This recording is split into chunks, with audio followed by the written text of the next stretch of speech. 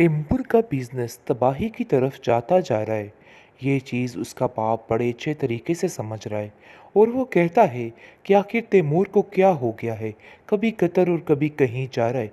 मुझे तो समझ नहीं आ रही। ऐसा लग रहा है कि दाल में कुछ काला है। वो जानता है अपने बेटे की हरकतों को, लेकिन वो क्या करे। वो खुद उससे 10 हाथ आगे है। आखिर वो कैसे अपने बेटे की अच्छी तरबियत कर सकता है। सब कुछ जानते बूझते इस कदर बुरे तरीके से पेश आ रहा है कि उसको समझ ही नहीं आ रही है। और वो कहता है, तैमूर मुझे समझ नहीं आ रही कि आखिर तुम क्या चाहते हो। हर चीज़ को डबो देना चाहते हो। तुम्हें क्या हो गया है। जिस पर तैमूर कहता है कि मुझे किसी चीज़ की कोई परवाह नहीं। सब ने तैमूर को जो डील दे चुकी है ना, बस वही नतीजा सारे भुगत रहे हैं और इन सब लोगों के सामने वही कुछ आ रहा है। आप देखेंगे कि ज़ारा कहती है कि मेरी तो किसी को कोई परवाह ही नहीं है। जो कुछ हुआ सो हुआ।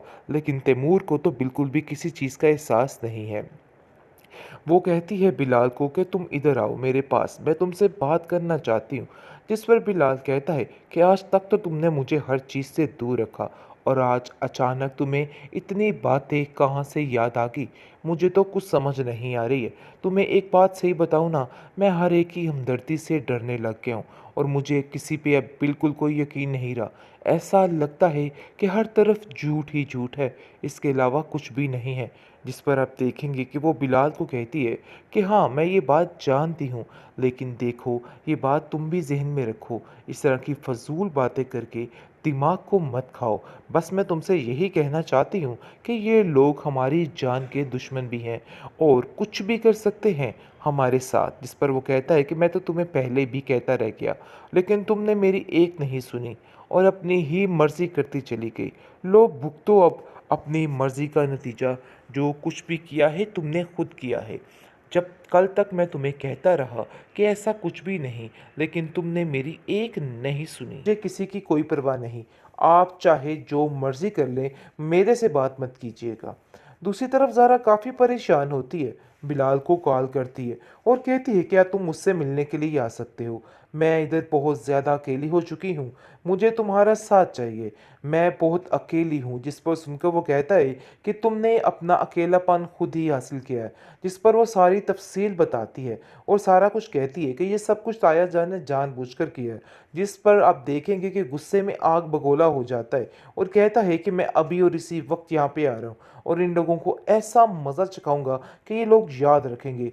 जिस पर वो उसको मना कर देती है और कहती है यहाँ पर कोई भी हंगामा करने की ज़रूरत नहीं है। मगर मैंने तुम्हें सारी बात बताई है तो इसका मकसद ये नहीं था कि इस तरह से कोई भी हंगामा हो। बेहतर यही है कि जिस तरीके से तुम आना चाह रहे हो ऐसे ही मत आना, क्योंकि तैमूर को भी तुम बड़े अच्छे तरीके से जानते हो। वो इस तरह की फजूल बात को बर्दाश्त नहीं करेगा और सरासर बेवकूफ़ी है ये सब कुछ करना। जिसको सुनकर वो कहता है कि इन लोगों का तो ऐसा हशर होगा कि तुम याद रखोगी।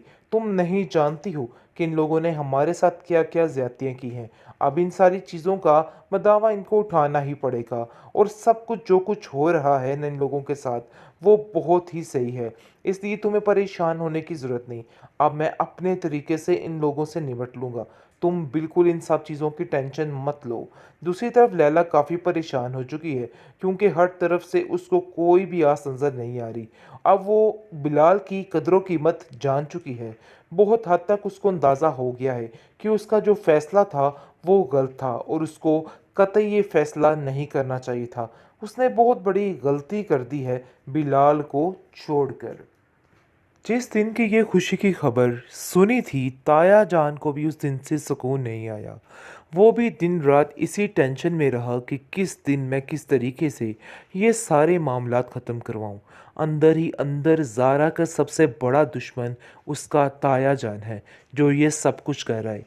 क्योंकि वो जानता है कि अगर ये काम हो गया ना, तो सारा कुछ उसके हाथ में आ जाएगा। इसलिए वो बहाने ढूंढ रहा था कि आखिर वो क्या करे। तो उसने ठान ली कि वो ये काम करके रहेगा। उसको सीढ़ियों से गिरा के उसको दिली तस्कीन मिल चुकी है। वो बहुत ज़्यादा खुश है। तैमूर ये देख के काफ़ी हैरान है और इन सब चीज़ों को हादसे का नाम दे दिया जाएगा कि सरासर एक हादसे के तौर पे ये सब कुछ हुआ है। लेकिन ज़ारा ये बात बड़े अच्छे तरीके से जानती है कि आखिर ये मसला कहाँ से शुरू हुआ और कहाँ को ख़त्म हुआ है। बहुत परेशानी बढ़ चुकी है उस बेचारी ज़ारा के लिए, क्योंकि उसकी हर तरह की उम्मीद टूट चुकी थी। लेकिन ये एक उम्मीद जो जागी थी, जिसकी वजह से वो काफ़ी ज़्यादा खुश थी कि सारे मामला ठीक हो जाएँगे। लेकिन वो ये नहीं जानती थी कि उसके साथ क्या कुछ होने वाला है।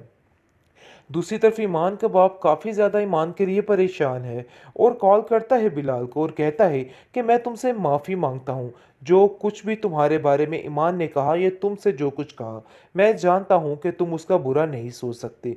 तुमने ज़रूर उसकी हिफाजत के लिए ही सब कुछ किया होगा। लेकिन जी बिलाल अब ठान चुका है कि अब वो किसी के आगे पीछे तरले मिन्नत नहीं करेगा, बल्कि जो जैसा है उसको वैसा ही ट्रीट किया जाएगा। क्योंकि जब जब इस इंसान ने किसी के साथ अच्छाई करने की कोशिश की है, उसको सिर्फ़ और सिर्फ़ धोखा मिला है, इसके अलावा कुछ नहीं। इसलिए वो ठान लेता है कि अब जो कुछ जैसा करेगा, वैसा ही बनेगा। लेकिन अब मज़ीद इन लोगों की कोई भी बात वो बर्दाश्त नहीं करेगा। जैसे ही आप देखेंगे कि कॉल करती है बिलाल को ईमान और अपने सारे किए की माफ़ी माँगती है, क्योंकि उसको पता चल जाता है कि आखिर असली मसला जो है वो क्या बना है। जिसको सुनकर वो कहता है कि अब मुझे किसी की कोई परवाह नहीं। आप चाहे जो मर्ज़ी कर लें, मेरे से बात मत कीजिएगा। दूसरी तरफ ज़ारा काफ़ी परेशान होती है, बिलाल को कॉल करती है और कहती है क्या तुम मुझसे मिलने के लिए आ सकते हो? मैं इधर बहुत ज़्यादा अकेली हो चुकी हूँ, मुझे तुम्हारा साथ चाहिए। मैं बहुत अकेली हूँ। जिस पर सुनकर वो कहता है कि तुमने अपना अकेलापन खुद ही हासिल किया है। जिस पर वो सारी तफ़सील बताती है और सारा कुछ कहती है कि ये सब कुछ ताया जान ने जानबूझकर किया है। जिस पर आप देखेंगे कि गुस्से में आग बगोला हो जाता है और कहता है कि मैं अभी और इसी वक्त यहाँ पे आ रहा हूँ और इन लोगों को ऐसा मज़ा चखाऊंगा कि ये लोग याद रखेंगे।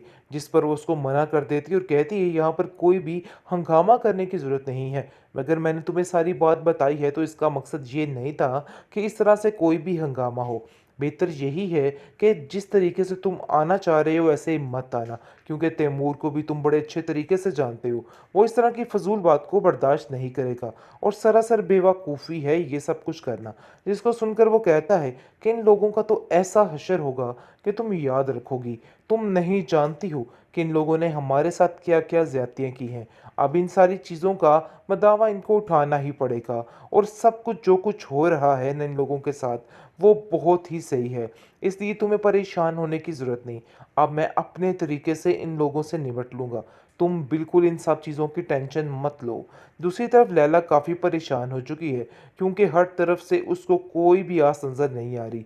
अब वो बिलाल की कदर-ओ-कीमत जान चुकी है।